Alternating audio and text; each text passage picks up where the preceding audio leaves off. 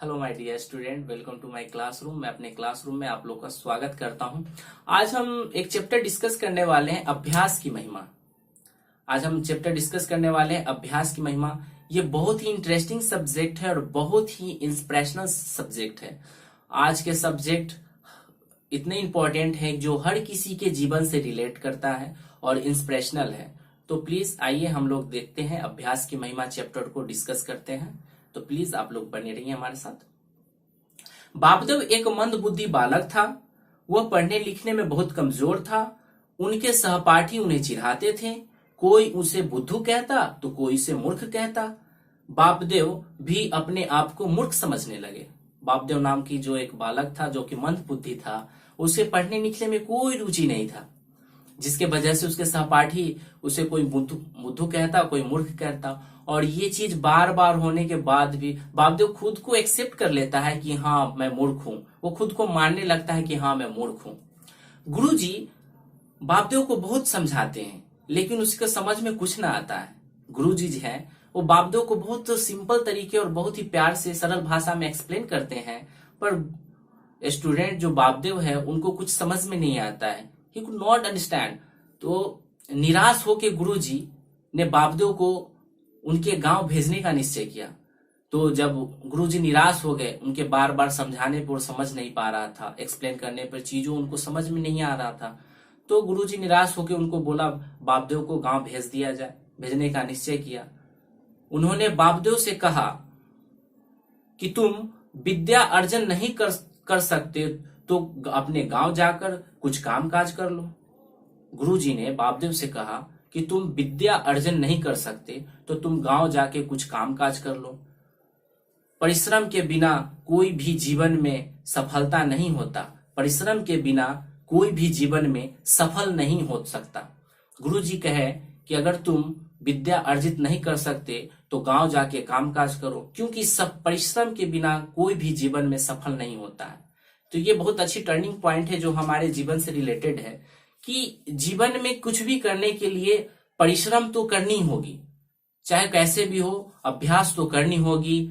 अच्छे से मेहनत लगा के जो अच्छे से पढ़ते हैं उनके अच्छे मार्क्स भी आते हैं। तो परिश्रम तो कहीं ना कहीं हर किसी को करनी होती है। एक मजदूर को भी परिश्रम करनी पड़ती है, तब जाके उनको पैसे मिलते हैं। तो कहीं ना कहीं किसी न किसी सेक्टर में कहीं ना कहीं किसी न किसी को परिश्रम तो करनी ही होगी। परिश्रम करेगी तभी जीवन में सफलताएं मिल पाएगी। तो गुरुजी का ये कहना उनसे बना। तो गुरुजी के बात सुनकर बापदेव को बहुत दुख हुआ। गुरुजी के बात सुनकर बापदेव को बहुत दुख हुआ। वह अपने गांव के लिए चल पड़ा। गुरुजी के बात सुनकर बहुत दुख हुआ, वो अपने गांव चल पड़ा। गुरुजी बोला कि जब तुमसे ज्ञान अर्जित नहीं हो पा रहा है तो घर जाके कुछ काम काज कर लो, क्योंकि बिना परिश्रम और बिना परिश्रम के तो सफलता मिलती नहीं है। तो ये बात सुनकर तो बापदेव को बहुत तकलीफ हुआ ही, लेकिन वो गांव की तरफ चल पड़ा। चलते चलते दोपहर हो गई और उसे जोरों की प्यास लगी। पानी पीने के लिए वह एक कुएं के पास गया। कुछ औरत कुआं से पानी भर रही थी। दोपहर हो गई। चलते चलते गांव जा रहा था, उस पथ पे चलते चलते दोपहर हो गई। दोपहर होने की वजह से उसे बहुत सारे गर्मी की वजह से उन्हें प्यास लगी तो पानी के तलाश में वो एक पास में कुआं था, कुआं की तरफ चल पड़ा। कुआं पर गया तो वहां पे कुछ औरतें पानी भर रही थी। तभी बापदेव को ध्यान कुएं की जगत पर पड़ती है।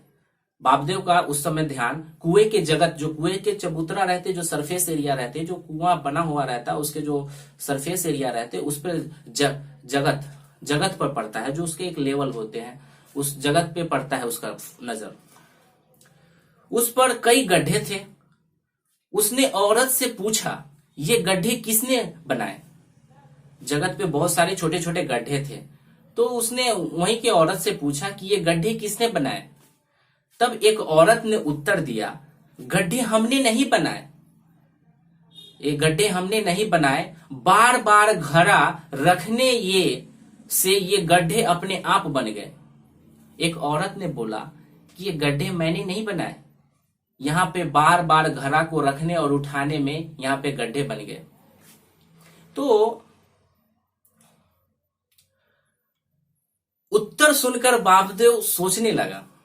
जब एक औरत ने बताया कि ये गड्ढे मैंने नहीं बनाए, बार बार घड़े रखे और उठाने के वजह से ये गड्ढे बन गए, तो इसके उत्तर से बापदेव को सोचने लगा। बापदेव के मन में कुछ चलने लगा जो कि बहुत ही अजीब था। चलने लगा, जब मिट्टी के घड़ा से पत्थर घिसा जा सकता है, जब मिट्टी के घड़े से पत्थर घिसा जा सकता है, तो बार बार अभ्यास करने से मुझे विद्या क्यों नहीं आ सकती। बापदेव के मन में यही सवाल चल रहा था। जब एक मिट्टी से बने घड़े पत्थर को घिस सकता है, तो बार बार मेरे अभ्यास करने से मुझे विद्या क्यों नहीं आ सकती। तो ये बात उसके मन में बहुत जोरों से चलने लगा। अभ्यास की महिमा उसे समझ में आ गई। तभी बापदेव के मन में अभ्यास की महिमा समझ में आई कि अभ्यास से ही सब कुछ हो सकता है। उसने निश्चय किया कि अब मैं लगातार पढ़ूंगा और बार बार अभ्यास करूंगा। बापदेव ने निश्चय किया कि अब वो कंटिन्यूटी लगा देगा, बार बार पढ़ेगा, समझ में नहीं आएगा, बार बार पढ़ेगा, पढ़ के बार बार अभ्यास करेगा। उसके बाद बापदेव के विचार बदल गए। वह उसी समय घर न जाके, अपने गांव न जाके पाठशाला गया। और अपने विचार में बदलाव देख गुरुजी बहुत प्रसन्न हुए। वह गांव न जाके पाठशाला गया, जिसके वजह से उनके मन में जो आई एक विचार में अवधारणा हुई चेंज, उनके गुरुजी देख के बहुत ही प्रसन्न हुए। और अब बापदेव खूब मन लगा के पढ़ा। उसके पूरे फोकस, पूरे कॉन्सेंट्रेट, पूरे स्टडीज पे थे। पूरे मन लगा के पढ़ने के बाद बड़ा होकर यह बालक संस्कृत का एक प्रसिद्ध विद्वान बना। तो ये थी अभ्यास की महिमा की कहानी, जो कि हर स्टूडेंट, हर किसी के जीवन से रिलेटेड है। तो अभ्यास से ही यह साबित होता है कि आपके जीवन में सफलताएं या असफलताएं हासिल होगी। तो मेरे प्रिय डियर स्टूडेंट, आप लोग से निवेदन है कि आप भी अपने इस तरह की कंटिन्यूटी बनाइए, ताकि स्टडी करते समय आपकी अभ्यास ही आपको स्टेबल करती है चीजों को समझने में। क्योंकि जब एक मिट्टी का घड़ा पत्थर को जागत पर गड्ढे बना सकते हैं, तो आपके बार बार अभ्यास करने पे क्यों नहीं हो सकता है। तो इस अभ्यास की महिमा का यही मूल मंत्र है कि चीजों को बार बार करे, एक बार ना हो 2 बार करे। एल्बर्ट आइंस्टाइन जो है वो एक चीज को बार बार करके उन्होंने किया। तो इस तरह से जीवन में हर चीज है जो कि किया जा सकता है, बशर्ते अभ्यास होनी जरूरी है। और अभ्यास ही एक मार्ग है जो कि सफलता की ओर लेके जाता है। तो आज के सेशन में यही, अगर आपको कुछ भी डाउट्स हो तो कमेंट सेक्शन में करिए। Thank you so much.